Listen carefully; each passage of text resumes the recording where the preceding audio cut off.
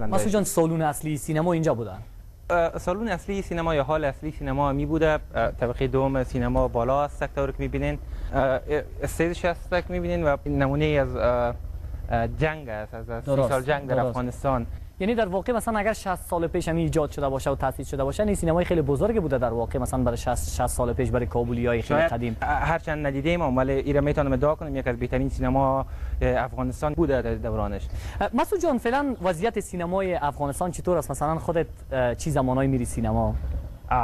ما متاسفانه بگویم یا خوشبختانه در افغانستان تا هنوز اصلا سینما نرفتیم. اولین بار که سینما رفتم ما حدود 3 ماه پیش بود در هند، در دهلی. یعنی به این معنی است که در کابل سینما نبوده یا چرا حدود 5-6 سینمای بسیار خوب است در کابل، ولی سینما متاسفانه بنابر نام بدی که در افغانستان پیدا کرده است. وزارت اطلاعات فرهنگ دولت هم در این راستا اقدام نکرده، اصلا نرفته مثلا سینما رو ببینه وضعیتش، یا حداقل اگر بازسازی شده مثلا سینمای آریانا یک بسیار سینمای خوب کابل است یا کلا افغانستان است که توسط دولت فرانسه بازسازی شد، ولی حال بازم اگر من هرچند داخلش نرفتیم ولی تصاویری که دیدیم از داخلش و فیلم هایی که از داخلش دیدیم به یک مخروبه تبدیل شده، همو چوکی‌هاش پاره کردن و کندن.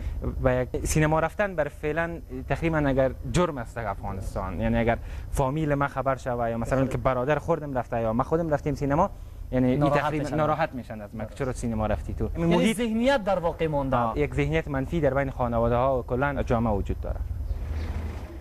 In reality, now the lack of cinemas isn't what worries people here. Unemployment, poverty and poor living conditions are a much bigger problem for most people. یک نمونه از هزینه بالای زندگی در کابل برات نشون میدم. قیمت گوشت کیلویش چند است؟ 40 روپیه که میشه حدوداً معادل $5. معادل $5 و $5 برای کسی که ماهانه حدود $50 درآمد ماهانه‌اش است، هر نفر $50 عاید داره. پس اگر ببینیم که $50 یعنی بسیار قیمت بالاست، یک کیلو گوشت مثلا $5 آدم نمیشه. یک چیزی که من براتون بگم، متاسفانه فامیلایی که حتی مامورین دولتی متاسفانه چون ماششان بسیار پایین است یا حقوقشان بسیار پایین است، حتی باور میکنن که اونا بارها شاکی بودن و شکایت کردن امیره که ما نمیتونیم در یک ماه مثلا میوه بخوریم. اینجا یعنی کسی است که ماهی $50 درآمد داره یک نفر، ولی در اونجا کسایی است که روز $150-200 بسیار به مفت میتونه چی میکنه، میره مثلا در رستوران غذای زور میخوره. I said my goodbyes to the old town of Kabul and headed to Sharinau, which literally means the new city. En route to Sharinau, you can see things are starting to change, from buildings to cars and even what people are wearing. The new city of Kabul was built during the reign of Abdurrahman Khan in the mid-19th century.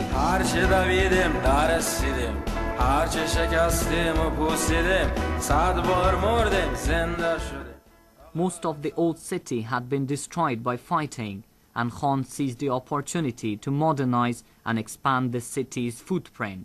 Today, almost all government offices, malls, and foreign organizations are to be found in this part of Kabul.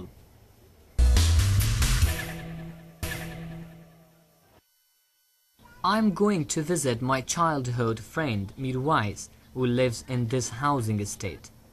These buildings are called makrorayon in Russian, and they were built in the 1950s. They resemble the Soviet-era housing complexes, and though run down, for many Kabulis this is luxury living.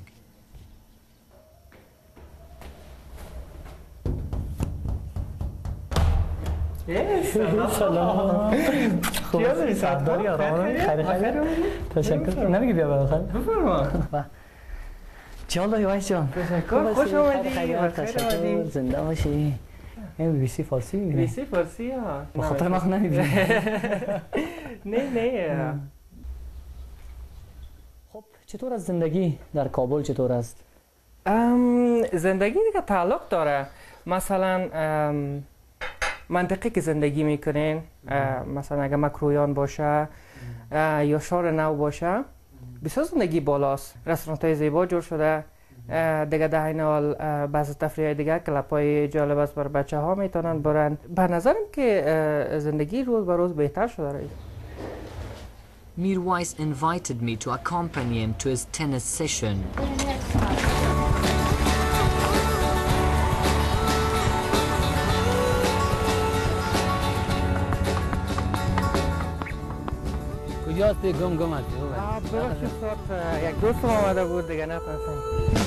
Sport is increasingly popular among the young of Afghanistan.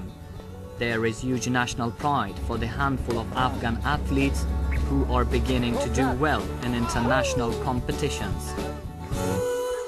ورزش در کابل بلند زیاد پیشرفت کرده. از اول ورزش داشتیم خوب. صحیح نبود. حالا خوب ورزش بیخی پیشرفت کنه. بخاطر تا معلوم است قهرماناست، مدال‌ها آورده، مقام‌ها آورده. ولی در فعلا در المپیک زیاد ورزش داره. ورزش که می‌خواد در المپیک بر حاضر میشه.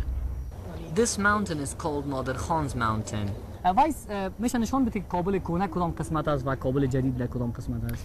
مثلا اگر ببینیم در امیجا مکمل کابل کهنه است، حتی تا اون طرف هم که می‌بینین پشت کو میتونیم که بگوییم کابل کهنه است. کابل جدید زیادتر در استقامت است. مثلا می‌بینین اونجا را تعمیرات بلنده از اونجا شروع میشه. اونجا شروع است تا اون طرف زیادتر میریم، به خاطر که بعداً باز قلعه فتح‌الله است، مثلا قلعه موسی است. پس که جمع کابل نمیره. Many of these buildings have been constructed recently, mostly with foreign aid. But according to people here, a large proportion of the money meant for reconstruction has been embezzled. However, Afghans aren't keen to talk about this on camera. There is, though, an impressive amount of new construction underway in the new city. Mirwais tells me that Kabul is entering the digital era and it's easy to find the latest consumer technologies on sale here. Alongside the modern gadgets, Afghanistan's ancient rural traditions have a firm hold. Large numbers of people from the countryside have flooded into Kabul to escape the fighting. The influx of foreign aid is changing the face of the city.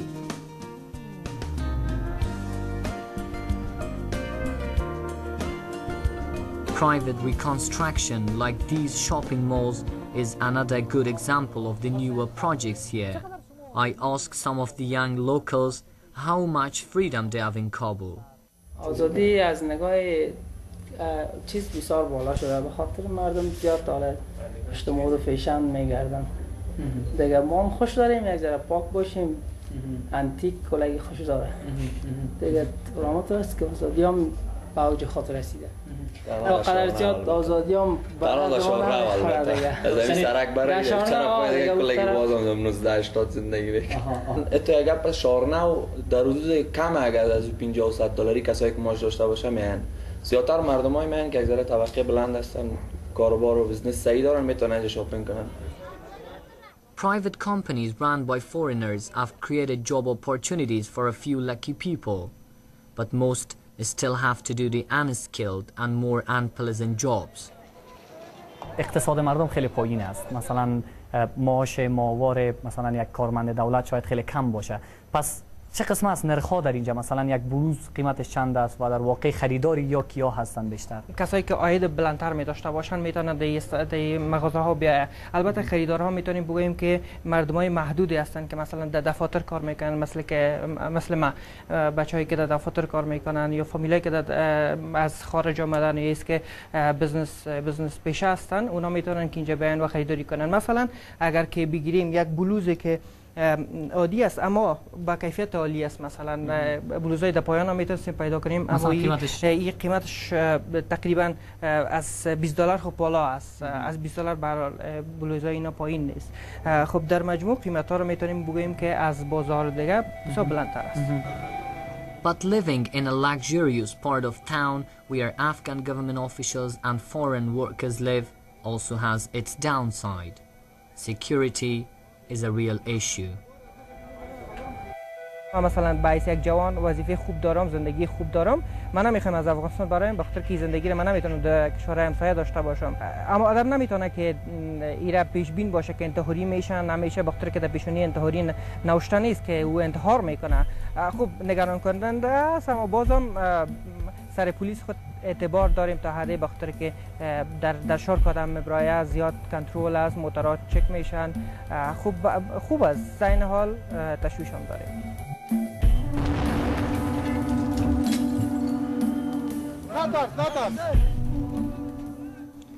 In February 2010, the Taliban attacked Shahrinau and the famous Sofi Landmark Hotel. At least 17 people were killed. But while security is an issue for all Afghans, women have their own problems. Ancient religious beliefs run deep, and in some quarters, women's presence on the streets is frowned upon. But the shops still sell Western clothes, even if you can't see the women openly wearing them.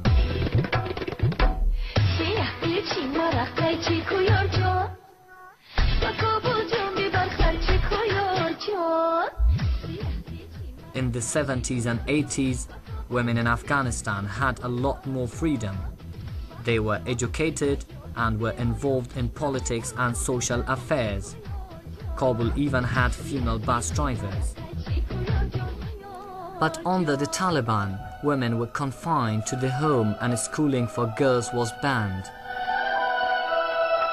Today, even though lots of women work alongside men in offices, many still feel like second-class citizens. فرهنگ ما و امی عنعنات افغانیا یک عنعنات بسیار محکم است که مشکل است که ما در بیرون بریم یک دکان بگیریم، کار بار شروع کنیم و دو مشکل اهمیت است که اگر ما بتانیم یک دکان در بیرون اگر بخوایم بگیریم، بازم نیروهای امنیتی ما هنوز قدر فهم دانششان به اون سطح نرسیده که ما مثلا در یک جای دکان میگیریم اونا هم کار با ما باشه.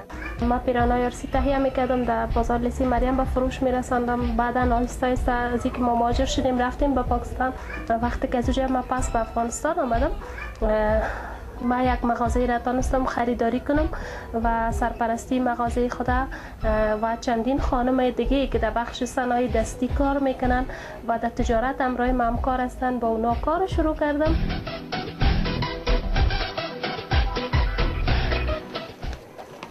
According to the Afghan Ministry of Education, 60% of people in Kabul are literate. Hundreds of schools have been built over the last few years. Nowadays, Kabul also has many private universities. It's not only civil freedom, but freedom of expression that has improved in this country. You can see hundreds of TV aerials around Kabul. Most of these TV stations are run by local influential people who often use the channels to promote their own political agendas. 20 years ago, Afghanistan had only one TV station. Under the Taliban, televisions were banned altogether. But today, there are more than 25 TV stations in Kabul alone. Tanya Kaihan is a correspondent for a private TV station in Kabul. این محیط را که می‌بینید ساختمان تلویزیون عزیزی است. آقای ریگستانی، علت اشغال افغانستان توسط شوروی سابق چی بود؟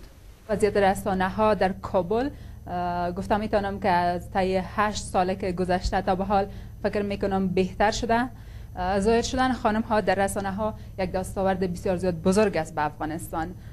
شاید قبل از 8 سال در افغانستان هیچ دختر نمیتونست که در روی پرده ظاهر شود و کار بکنه در رسانه ها، حتی نمیتونست که در عقب پرده کار کنن، چه خاصایی که اونا در تلویزیون ظاهر شوند. و خانواده‌تان از شما چقدر نگران است از حرفی که شما پیش رو گرفتین؟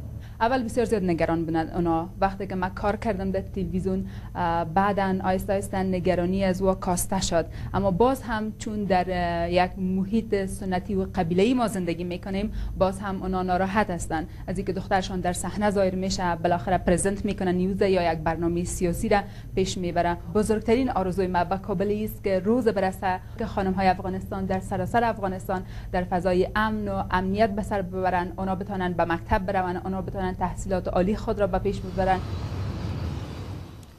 The music scene has also improved in the last few years. Under the Taliban, Afghanistan was dubbed a silent country. Today it's a much more colorful place. The TV channels show plenty of music and entertainment programs. تصاویری که دیدیم از داخلش و فیلم هایی که از داخلش دیدیم به یک مخروبه تبدیل شده، همون چوکی‌هاش پاره کردن و کندن و یک سینما رفتن بر فعلا تقریبا اگر جرم است در افغانستان. یعنی اگر فامیل ما خبر شوه یا مثلا که برادر خوردم رفته یا ما خودم رفتیم سینما، یعنی دادفرنگ دولت هم در این راستا اقدام نکرده، اصلا نرفته مثلا سینما رو ببینه وضعیتش، یا حداقل اگر بازسازی شده مثلا سینمای آریانا بسیار سینمای خوب کابل است یا کلا افغانستان است که توسط دولت فرانسه بازسازی شد، ولی حال بازم اگر ما هرچند داخلش نرفتیم ولی متاسفانه بگویم یا خوشبختانه در افغانستان تا هنوز اصلا سینما نرفتیم. اولین بار که سینما رفتم ما حدود 3 ماه پیش بود در هند، در دیلی. یعنی به این معنی است که در کابل سینما نبوده یا چرا؟ حدود 5-6 سینمای بسیار خوب است در کابل، ولی سینما متاسفانه بنابر نام بدی که در افغانستان پیدا کرده است وزارت شده باشه. این سینمای خیلی بزرگی بوده در واقع، مثلا برای 60 سال پیش برای کابلیای خیلی قدیم. هرچند ندیدیم ولی ایرا میتونم ادعا کنم یک از بهترین سینما افغانستان بوده در دورانش. مسعود جان، فعلا وضعیت سینمای افغانستان چطور است؟ مثلا خودت چی زمانایی میری سینما؟ ما متأسفانه مسعود جان، سالن اصلی سینما اینجا بوده؟ سالن اصلی سینما یا حال اصلی سینما می بوده طبقه دوم سینما بالا است سکتور که میبینین، استیجش است که میبینین و نمونه از جنگ است، از 30 سال جنگ در افغانستان. یعنی در واقع مثلا اگر 60 سال پیش هم ایجاد شده باشه و